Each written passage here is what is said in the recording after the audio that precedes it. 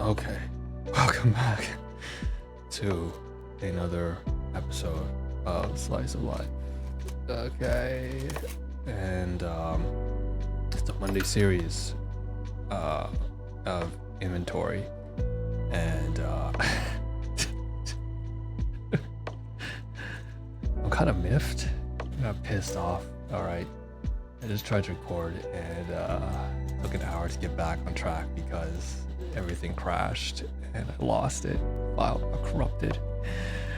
Anyways, it's I don't know. I had an idea. I guess you could call it inventory mukbang. I don't. It feels weird having to talk about this over again a second time because the recording crashed and then I got corrupted. So, anyways, Monday series. So we have a bunch of stuff here that we're gonna run through. Physical stuff. And like I said, the Monday series is like what you would call keeping track of household items, something that I used to do. It's kind of one of the main motives and objectives of the project more than 7 years ago was to, if you go back, well, don't go back, it's like really shit videos anyways. Back then I used to make videos, not podcasts, and it was it wasn't for anyone. Once again, it was just like a time capsule, and it's like a record book, like like a family album or whatever, in those old movies where you would see like little kids or adolescents putting inside like a box, right? And it's a very Western thing, I suppose. Inside, or doesn't matter, East or West, you put like a little trinket inside a box and you bury it into the backfield in like the middle of a forest in a place that you remember. It's like a keepsake, and you say you return 10 years later, 20 years later, 30 years later when you have kids. And then when your kids are grown up and then you're retired, and you go and take a look every decade just to see what's there. And that's what that is, right? So, but part of that's sentimental, but then there's also like practical use, right? This is more for like organizing stuff together. So anyways, I made a little bit of an analogy there. That was kind of, again, I spoke about this already, but then the recording fucked up. The point is, it's like an inventory mukbang. I don't even know what that is. I never liked the idea of a mukbang, I will say. That thing that people used to do where they would eat a whole bunch of food in one setting always made me queasy, and it always made my stomach churn for a variety of different reasons, one of which was there's all this like really good food and it feels like you're just scarfing it down. And the idea and the conception I really enjoy. I thought that it's actually really nice. I think that's a really great idea, just like feeling like you can connect. One of the best things about the internet at the time was people could connect to other people from halfway across the world, all the way from like North America to like Australia to like Asia to Africa. You could connect with anyone anywhere, and the idea at that time was just like sit down and eat a meal with another person and enjoy that kind of company. But the thing is, it became kind of commodified and commercialized into a way for certain creators to make a whole bunch of money by scarfing down a whole bunch of food. And part is, there's a lot of motives. Some people really enjoyed eating the food, for sure. They love eating, but some of it just got way out of hand. I remember there was like one who was eating live animals, another one was scarfing down like tons and tons of food, and just became this huge gluttony fest. Seven deadly sins. But anyways, we're not gonna do anything like that. I just thought that it was interesting that this idea popped up to my mind about, it's like, it's not productivity mukbang. That's lame as shit. Not everything I do on this channel has to be productive. It's not. I didn't really like the whole productivity trend either going on. There's so many facets to life. If you can't tell, I try to capture all of that nuance on my project, which is an extension of ourselves here. And so what we do is, we cover many different things from all domains and areas of life, from people and friends and gratitude and meaning. to, you know, physical material possessions and what the significance behind it, and the utility, what's practical about it, from finance to, you know, healthcare to like people and stuff like that, and purpose. You know, it's just, you know, everything comprehensive. Anyways, I just thought I'd throw out that analogy, the whole mukbang thing, inventory mukbang.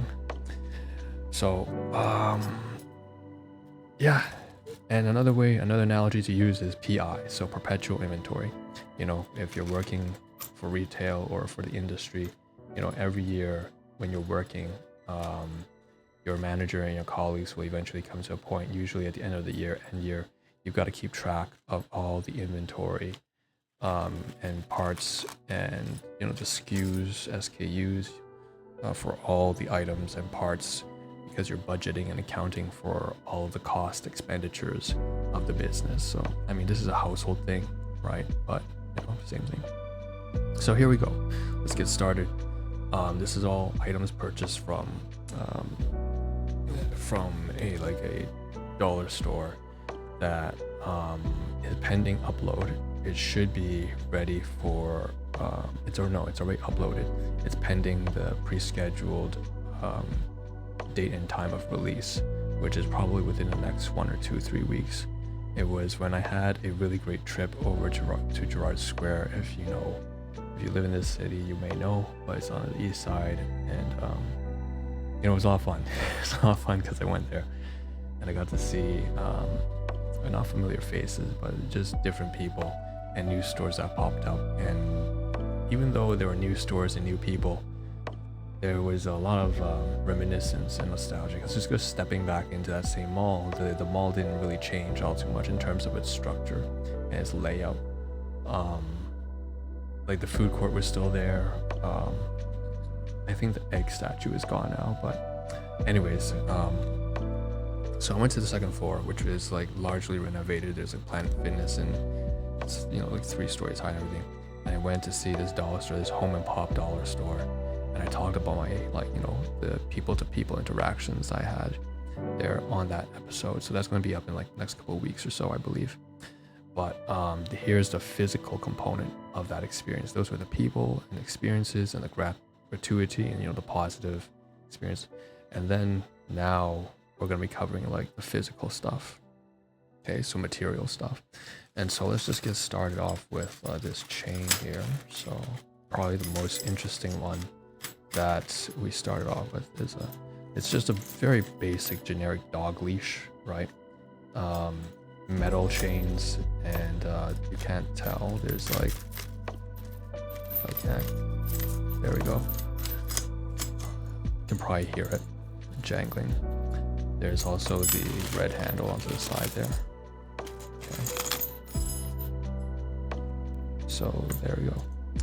And the main point behind this was I needed a second duplicate because I needed a backup. The first one, it had a black handle, and it came from a different dollar store called the Indian Bazaar, which is up by a different district of the city. If you live in the same city, you would know it, but basically it's Scarborough Markham. It's closer to I think Markham than it is to Scarborough, at Woodside Square. And over there I had bought one of these from like maybe 10 years ago.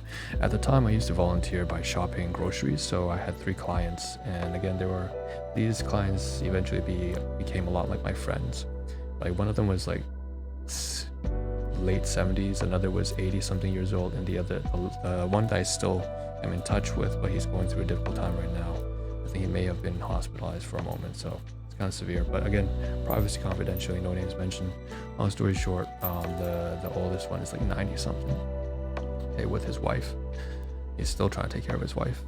So it's rough, but so I would always like keep in touch with them at the time and try to, even now, at the time before COVID, would go and shop groceries. I would buy the groceries. I'd bring their cart. They had a buggy, and I would go and always buy food for them on a weekly basis, because sometimes their kids, they're busy at work or whatever, or raising their own families, and most of them have grandkids anyways, or sometimes they just totally detached and their kids are living in a different country altogether, and so they don't have anyone to take care of them. So it's only PSWs, personal support workers, and volunteers like us, so who go to the seniors home to get them groceries. So that's where I used to go. And at Woodside Square, I noticed there's an Indian bazaar. That's just the name. Don't turn it into this race shit. Fuck you, all right? Don't racism. This look, ching chong chang, all right? I'm not afraid to say it, all right? About myself too, right? Let's not turn that there.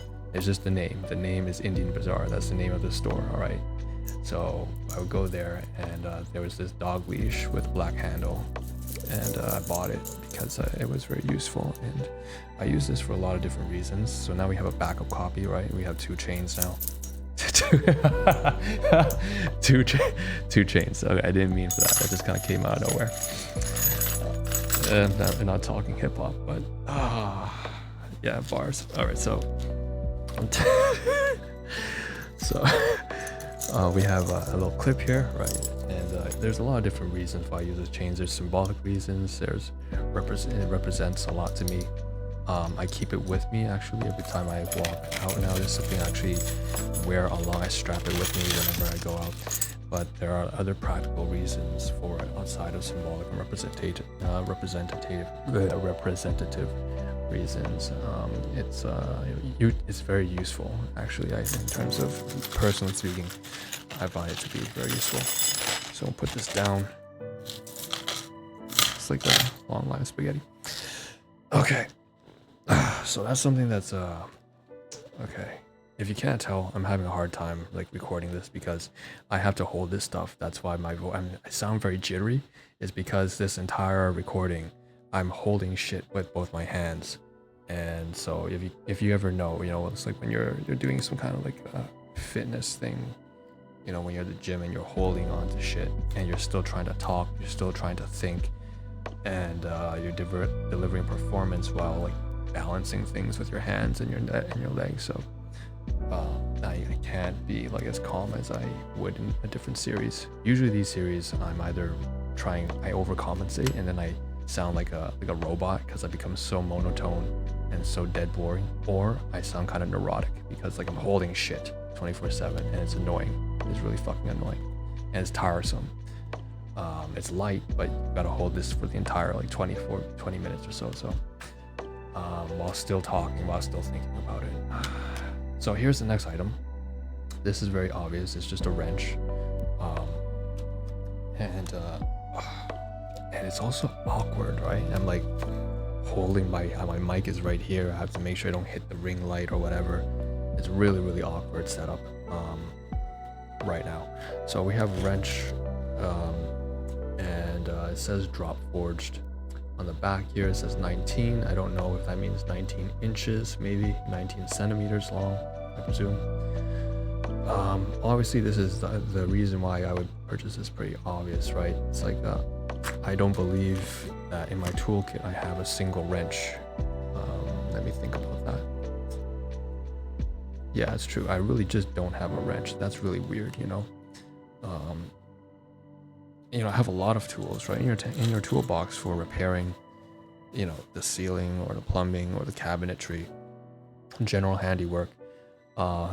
It's weird that I have everything but that, got hammers and screwdrivers and everything, but I just don't have a wrench. But the funny thing is, of course, this is not one of those adjustable ones. It's fixed to a certain size. You can't screw it to tighten the clamp, and so it's not very useful for that reason alone. I use this for a variety of different reasons as well, just like with the dog leash and the chains. And so, I don't know what I'm going to do with the spanner, but it does say, here's a little story, it says drop forged. So drop forged does remind me of a time when, I'm going to put this down now, hold on to it maybe for a second. When I used to work for a different company, like I've done a lot of work, right? So I've been to a lot of communities and a lot of different places. So I also used to work in Brampton. Again, all the districts, Scarborough, Markham, Richmond Hill, Brampton, Vaughan. So I went to Brampton before for 3 consecutive years, and I used to work for an automotive plant. So you think of like, I don't know, like GM, Ford, Chrysler, the American automotive plants. And so there's a stamping plant in there, right? I mean, there's it's an automotive plant, and inside they have the stamping department, and it was really nice. I remember yeah, like I said, most of my friends were like boomers, a silent generation, greater generation, the greatest generation. So they're basically, you know, much older than I am, but we always got along because I like the camaraderie. The camaraderie was really good. We worked in teams and we always rotated, and we always had the radio on, so it was a lot of fun. It was kind of chill. Everyone did their jobs, but it also unionized, so we didn't have crazy workload either. And at the time, things were doing really well, and you know, we always took turns covering each other and just talking about our families and talking about their kids, how they're doing. And you know, the main relevance here is that when I show you this wrench, it says drop forged. It really reminds me of a time when I was over there, and it reminds me of the stamping department specifically. So I worked in DDH, which is door decks hoods, as well as stamping. And stamping is when that's where all the sheet metal gets compressed down onto a mold to form all the parts that make up the car or the SUV. And so with like several metric tons, right? So I'm presuming that that's kind of how this is kind of made, this like drop forged wrench. I'm gonna put this down. Okay. Oh fuck. Okay, so that's it. That's the wrench. Next, I'm just trying to get through this. So the next one we have here, we got these two packets of screwdrivers and wrenches. So let's go through the first one. Here it's drywall screws for $1, $1.50. You get quite a few, and they're like 3.5 millimeter. So it's crazy, right? It's like I said, it's a home and pop dollar store on the second floor of Gerrard Square, and it's just really takes me back, and it's very, very affordable. Everything there, they have a huge variety, right? It's one of those that hasn't been completely turned into a corporate franchise, just a home and pop dollar store that really came to grew to have just a whole assortment of wares. And so here is, on the back here, drywall screws, 60 gram, I think it says. And it looks like there's about maybe 20 of these. Now I can't really use these for a lot of purposes here because I do live in like a place that is like considered to be what do you call it's like rental. So I obviously can't do too much renovations here. But that's that. So it's like $1.50. I mean, after tax. Yeah.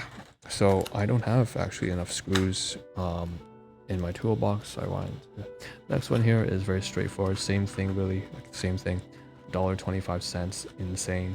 I put two packets together. I opened it to the side, so I cut off. If you can't tell, right? I clipped it off, and then you can reach inside now because I opened it. But anyways, there are screws here. These are not drywall screws. They're standard metal.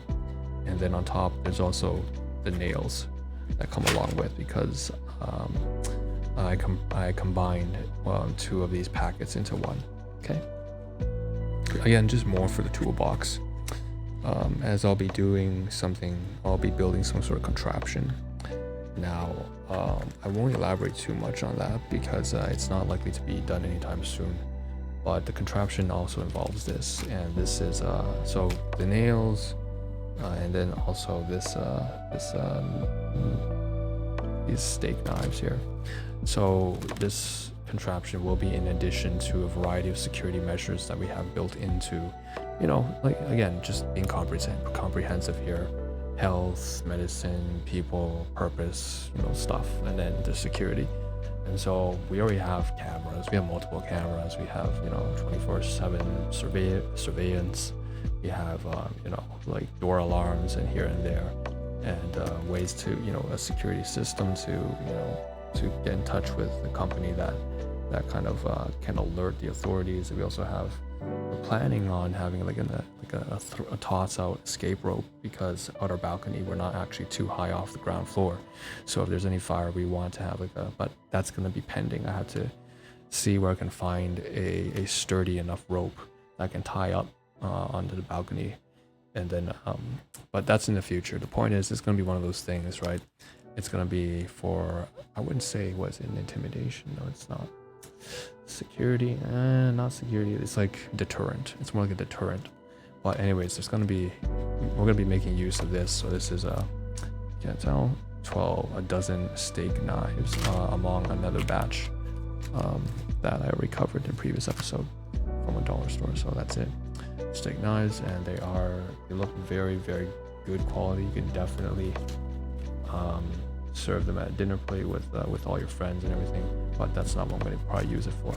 Anyways, so you see, like, they're all got serrated teeth on it and everything. Okay, all right, so 12-piece steak knife, looks like it says premium quality, and it really does look like that, but again, it's just dollar store stuff. Let's not get too carried away.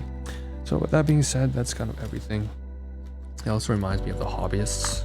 I remember at the time there was a channel I really liked watching a couple of years back. It was this channel, I believe it was an American, I'm not sure if he was in like a Navy SEAL, like he may have worked with the US Armed Forces, I'm not sure, but he made a channel on his knife collection, and I thought that was really sick. So with that being said, that's everything, and I'm going to call this, I'm going to end it while I can, because I don't want to redo this a second time. So that's it for this week's Monday series recording of items, and I'll see you in the next one. Thanks for tuning in for the storytelling and all the significance, and again, all these have a lot of practicality and utility to it, and I'm just glad to get this done out of the way. Also, one last thing, it's going to be it's uploaded pretty late today because let's be real, it's a holiday today, and I just had so much going on that I just couldn't record this. I have so many episodes uploaded and pre-scheduled in batch over the coming weeks and months for different series, but the material series I never got to because it's just so frustrating. It made me want to procrastinate, because seeing all this material stuff and all the other things I had to do in life, I just couldn't bring myself to do it. But I finally got it done, and so this will probably be uploaded later today instead of in the morning. Usually my uploads come in 7 a.m. in the morning, a little bit before that, so that people can go on commute to work, whatever. But this one's gonna be later in the day because I'm recording on the same day that I'm gonna upload. So that's yeah. Anyways, that's it. I'll see you guys in the next one. Cheers. And have more to get to.